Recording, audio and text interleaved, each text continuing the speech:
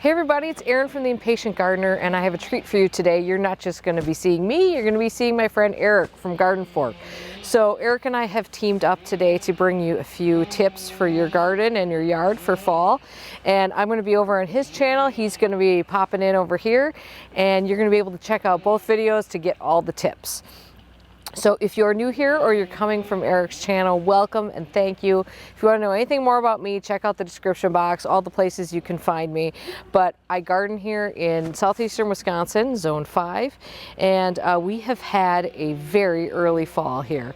It came on unexpectedly, and I think it might be here to stay. So my garden work has advanced a little bit beyond where it usually is. So the first place I'm going to start is with my roses. So first things first, I am not a rose expert. I'm learning as I go with them, but I've got a few things down that work pretty well for me with them. So I do not do anything special at all with anything that sort of falls in the landscape rose category. These are things like knockouts or oh so easy roses.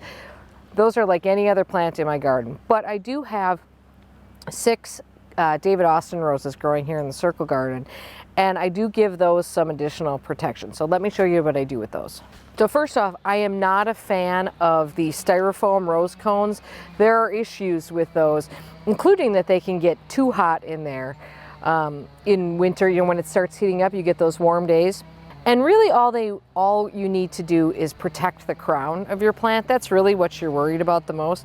So you can just pile up mulch on top of those, or you can even put some compost on top of them, just to give that crown of the plant some additional protection.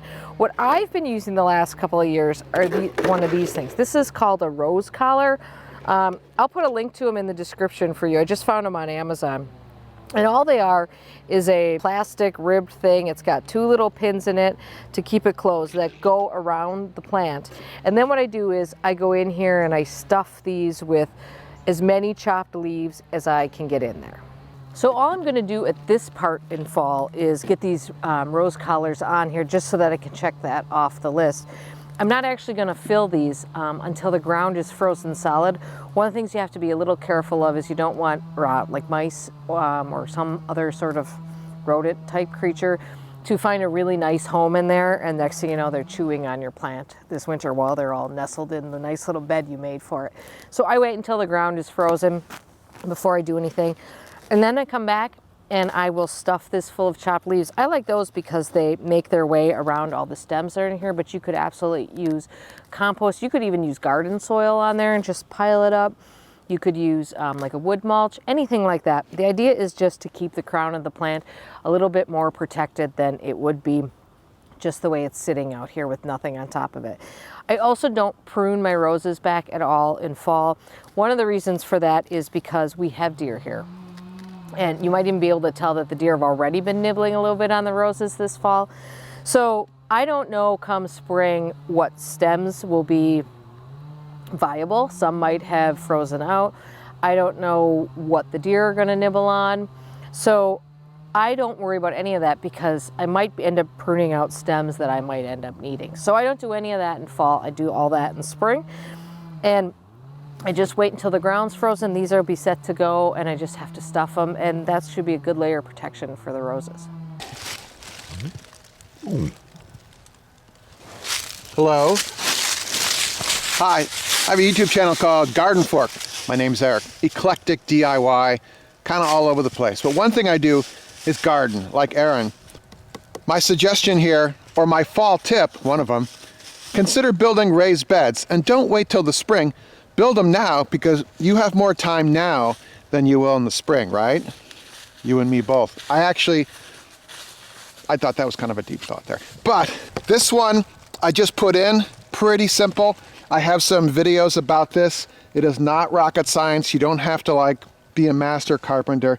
There's a couple things you want to consider. But a bed like this, it makes it much easier to garden because you can sit on the edge like that, right?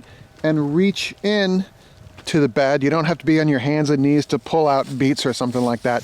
I've got 6 of these now. Can you see them? Yeah.